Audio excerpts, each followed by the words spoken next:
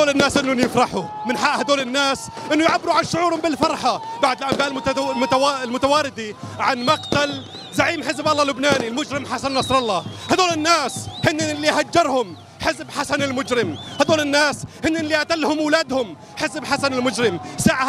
ساعة 2 بعد نص الليل العالم نازل على الشوارع بالالاف لتعبر عن فرحتها. Masya Allah, Alhamdulillah, kebahagiaan dirasakan oleh seluruh kaum muslimin, terkhusus yang ada di Lebanon, akan matinya Hasan Nasrallah, pimpinan Hizbullah yang beragama Syiah yang telah menumpaskan darah kaum muslimin yang ada di berbagai wilayah, semisal Yaman, di Surianya, dan juga di Lebanannya. Dan yang ajibnya, Masya Allah Fakir Rahman, ini seluruh kaum muslimin yang ada di Lebanon saling membagikan hadiah, membagikan manisan, membagikan makanan, snack-snack kepada tetangganya, kawan-kawannya, akan matinya Hasan Nasrallah. Dan ternyata kematian Hasan Nasrallah itu di tangan orang zalim yang lainnya, yakni Zionis Yahudi. Walhamdulillah. Dan inilah doa yang kita panjatkan setiap hari di hadapan Allah Subhanahu wa Ta'ala.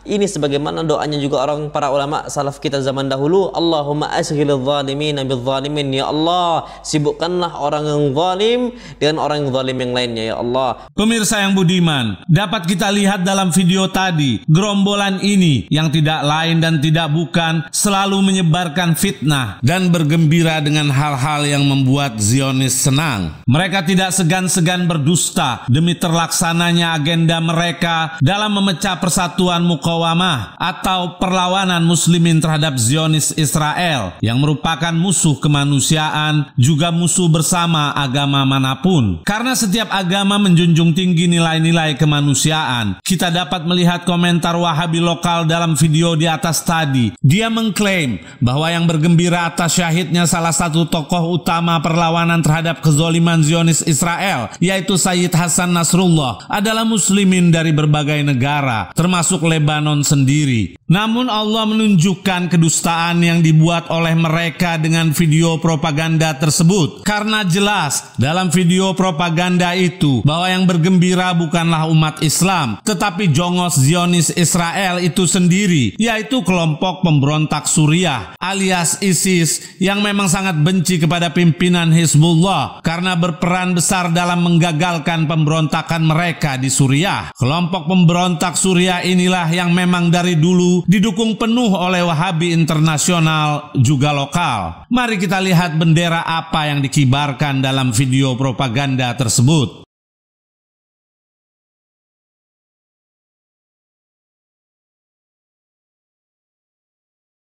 Memang hanya mereka yang selalu menjadi pendukung Zionis Israel karena sakit hati kepada Hizbullah yang telah mengalahkan mereka di Suriah. Sehingga dengan propaganda ini pantas bagi kita curiga bahwa mereka antek-antek Zionis. Sekarang pemirsa saksikan video berikut ini. ولم يكتفون بهذا فإنهم سيتحدون مع اليهود ضد الشيعة. في صلح عام يكون بيننا وبين اليهود والنصارى. ما يمكن يطلع المهدي إلا وهذا الصلح لا بد أن يقع، لا بد أن يقع صلح عام بيننا وبين اليهود وبين النصارى. يعني راح نجتمع حنا واليهود والنصارى لمقاتلة عدو مشترك. هكذا قال النبي صلى الله عليه وسلم: تصطلحون أنتم والروم. قالوا اليهود، قال نعم اليهود والنصارى صلحا عاما، ثم تقاتلون. سبب الصلح ايش؟ في عدو مشترك عبر عنه النبي صلى الله عليه وسلم بقوله: فتقاتلون عدوا لكم وعدوا لكم، لهم ولكم. يعني هو عدو، هذا العدو الخاص عدو لليهود والنصارى وعدو أيضا لمن؟ لنا نحن المسلمين. لذلك تجتمع هذه الأمم الثلاث لمقاتلة ذاك العدو. من هو العدو؟ حط جوابك في بطنك كيفك، لا تقول لي إياه. قديما علماءنا قبل كلهم كانوا ينصون على أن العدو المشترك ما هو إلا الرافضة. ما في. وقد بدأت الإجراءات في تنفيذ هذا الاتحاد، فقد أعلن هذا بالجمعية العامة للأمم المتحدة. This is the map I presented here last year. It's a map of a blessing. It shows Israel and its Arab partners forming a land bridge connecting Asia and Europe between the Indian Ocean and the Mediterranean Sea. Across this bridge, we will lay rail lines, energy pipelines, fiber optic cables, and this will serve the betterment of 2 billion people. Now look at this second map. It's a map. Look at the second map. It's a map of a curse. It's a map of an arc of terror that Iran has created and imposed from the Indian Ocean to the Mediterranean. On the one hand, a bright blessing, a future of hope. On the other hand, a dark future of despair. And if you think this dark map is only a curse for Israel, if you think that, then you should think again. Jelas bukan pemirsa, memang merupakan agenda mereka membawa perlawanan terhadap Zionis yang anti kemanusiaan ini kepada konflik sektarian dengan berkedok persatuan agama dan menggiring hadis Nabi untuk agenda mereka. Mari kita lihat video berikut ini. Shalom. Salam alaikum. Salam alaikum. Toda rabba.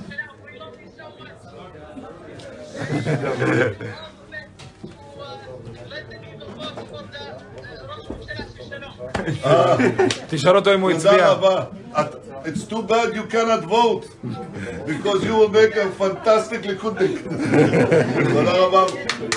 But many in the Arab community vote for us too. And it's good because they know that we make a better country for everyone and a better Middle East for everyone. Except Iran, you know, people like that.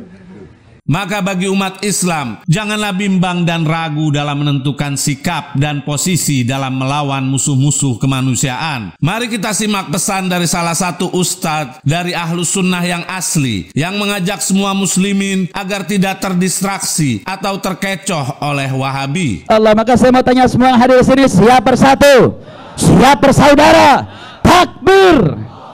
Artinya apa? Ini semangat ukhuwah yang ada di Palestina jangan dirusak, saudara. Karena saat ini mulai muncul, terkhusus ketika kematian Ismail Haniyah, saudara. Lihat tuh, Ismail Haniyah di Qatar aman, Ismail Haniyah di Turki aman, Giran ke Iran dia mati terbunuh.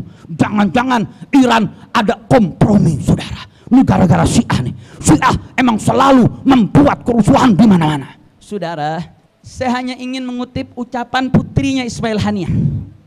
Ismail Haniyah mengatakan dia punya putri, saudara. Putrinya bilang, sudahlah, jangan tarik-tarik perjuangan pembelaan Masjid Al-Aqsa karena konflik sektarian. Ayah saya justru harusnya ditanya, kenapa sih kok ayah saya Ismail Haniyah jauh-jauh ke Iran? Kenapa ke negeri-negeri tetangga?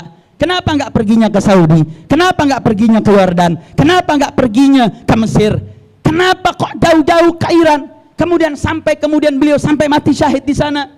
Beliau katakan, kata putri Ismail Haniyah, beliau mengatakan dalam tasrihatnya di dalam media sosial yang terverifikasi bahwa itu dari putrinya, dia katakan andai kata negara-negara di sekitar negara-negara Palestina melakukan 1/10 saja apa yang telah dilakukan oleh Iran, 1/10, nggak usah banyak-banyak, nggak usah setengah, nggak usah 1/3, nggak usah 1/4, 1/10 saja. Setiap negara-negara di sekitar Israel, negara-negara yang berada di sekitar Palestina, mereka melakukan 1/10 yang dilakukan oleh Palestina, yang dilakukan oleh Iran terhadap pembelaan ke Palestina. Saya yakin, kata putri Ismail Haniyah, 1 malam Israel sudah habis, hilang di atas muka bumi ini, saudara.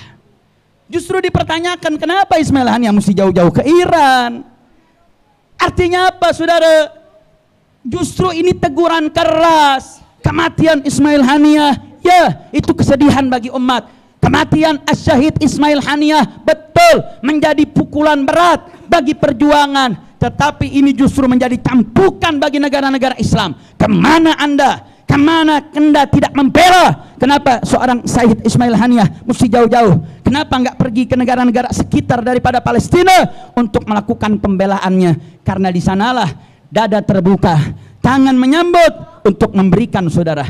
Suka tidak suka, kita mau tidak mau saudara, gerakan Houthi menjadi bagian daripada kesatuan gerakan Iran saudara.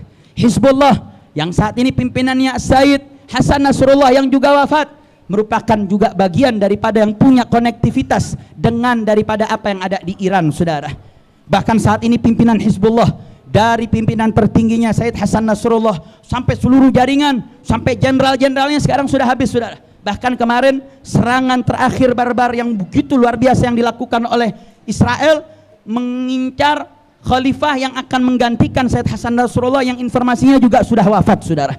Artinya saat ini bagaimana pertempuran semakin meluas. Bagaimana saat ini, tadi kata Dr. Ahid, semenjak 75 tahun belum pernah terjadi serangan resmi yang dilakukan oleh negara seperti yang dilakukan Iran kemarin saudara.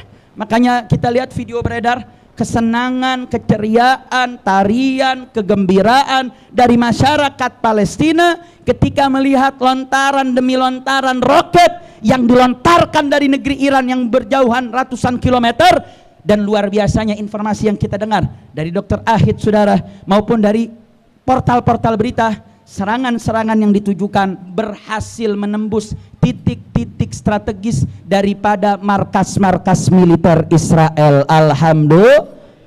Iron Dome yang dimiliki pertahanan Israel nggak mampu saudara, karena jumlah roket yang ditembakkan luar biasa. Bahkan menariknya, saat itu Iran lewat proksinya Hizbullah, begitu juga masuk dengan gerakan Houthi-nya, dalam satu waktu yang sama melakukan serangan dalam waktu yang bersamaan. Hizbullah dihitung 4 hari saja sudah 800 roket mereka tembakkan saudara. Dia cari titiknya dan dicarikan titik-titik yang menyerang, titik-titik strategis. Dan luar biasanya saudara, mau dia Sunni, mau dia Syiah, tapi luar biasa yang menjadi target mereka bukan warga sipil. Yang mereka cari adalah tempat-tempat di mana kem-kem, tempat para tentara-tentara Israel, tentara-tentara bayaran yang mereka saat ini bermukim di wilayah Tel Aviv. Makanya ini satu kebanggaan saudara.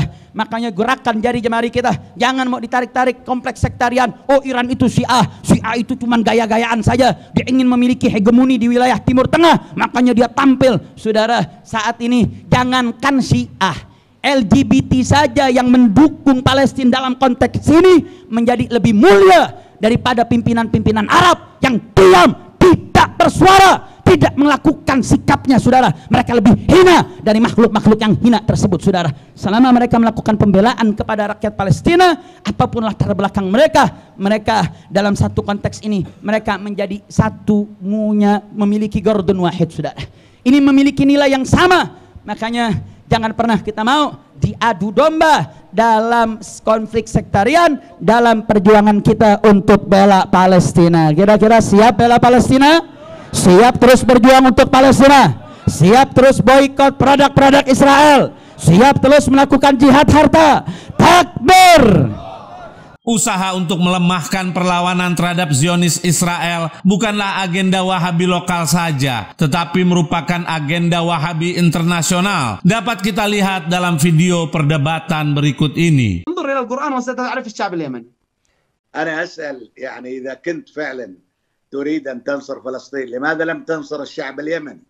اليمن الآن الناس تجوع والناس الأمراض تفترسها وأوضاعها صعبة للغاية. بالتالي أنت لم تضر إسرائيل، بل بالعكس الحقيقة هذه إسرائيل تفترس غزة الآن. ماذا تعمل؟ هذا الحقيقة التصرف حتى من حماس.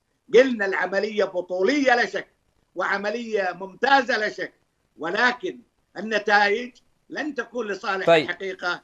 مسألة التطبيع وغيرها، الدول لها مصالح يا سيد نصر الدين، الدول لها مصالح والمصالح قد تقتضي.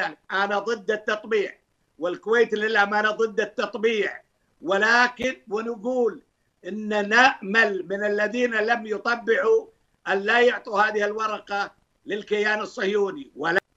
أولا بالنسبة للحديث عن معاناة الشعب اليمني ومحاولة استغلال الشعب اليمني، هو نفس أسلوب كان العدو الإسرائيلي عندما يحاصر غزة ويكسف غزة ويقول نحن نقصفكم لأن حماس والمقاومة الإسلامية والجهاد الإسلامي يأتي تضرب إسرائيل. يعني يحاولوا أن يحملوا أو يصنعوا معاناة للشعب الفلسطيني ثم يستثمروها. هكذا يفعل هذا المنطق. يحاصرون اليمن ويعتدون على اليمن ثم يقولون أن اليمن أنتم واليمن مدمر. أنت الذي دمرت اليمن، أنتم من جئتم لتدمير اليمن، أنتم من تعملون لخدمة كيان العدو الإسرائيلي، أنتم من تعملون لخدمة أمريكا، أنتم من تذهبون للمغالطة.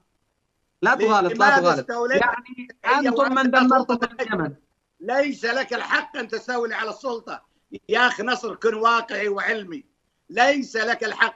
أنا جيت أسألك سؤال، ألم يكن بإمكانك للشارع وتغير الوضع أم العوامل؟ يا دكتور عايد أنا تركت لك المجال للحديث، لا تقاطعني، اسمح لي أن أتكلم. أولا يا دكتور عايد، لست أنت المخول لتقول من هو الشرعي في اليمن وغير شرعي. هل أنت أبو الشعب اليمني؟ هل أنت الوالد؟ لا مخول. القانون الدولي هل نحن الشعب اليمني قصار وأنت الوالد؟ القانون الدولي أنت مالك شرعية. اسمعني واسمح لي أن أكمل، اسمع لي أن أكمل. نحن الشعب اليمني، نحن من نقرر مصير بلدنا وشعبنا، نحن شعب نختلف عنكم، نحن شعب حر، لا نقبل بأن تأتي السفارات لتقرر مصيرنا. هكذا نحن خلقنا هكذا، يعني تقبلنا بهذه الطريقة. أنت قد تكون استصغت أن تحكمك السفارة الأمريكية أو السفارات الغربية، نحن لا نقبل أن تحكمنا هكذا، طبيعتنا هكذا، فسيولوجيتنا هكذا. يا أخي اعتبرونا شيء شاذ عليكم. ما خلوا لا تستطيع حتى أن تسمع، لا تستطيع أن تسمع مناطقك. استمع أفضل لكي تعرض علي. اكتب النقاط ثم رد على النقاط بالترتيب. أنا أتحدث ثم أنت سأترك لك المجال لتتحدث. اسمح لي أن أتحدث. نحن هنا نحن أبناء الشعب اليمني، نحن اليمنيون، أنا المواطن اليمني، أنا اليمني، أنا من أقرر كيف يكون البلد وما هو مصير بلدنا ومن يحكمنا. لن نسمح بدمية أن تجعلوه في الحكم مثل عبد الرب ومنصور هادي ثم يحكمنا والآن أنتم تسجنوه. لن نقبل أن يكون رئيس لنا تسجنوه أنتم. نحن لسنا عبيد لكم ولسنا أتباع لكم. لماذا؟ لأنكم أساسا أتباع للصهاينة، أتباع لأمريكا. على كل الأحوال نخرج من هذا المربع وندخل في مربع آخر. مسألة الآن الدعم لمحور المقاومة أو للمقاومة الفلسطينية، تقول أن هناك من يقدم الدعم.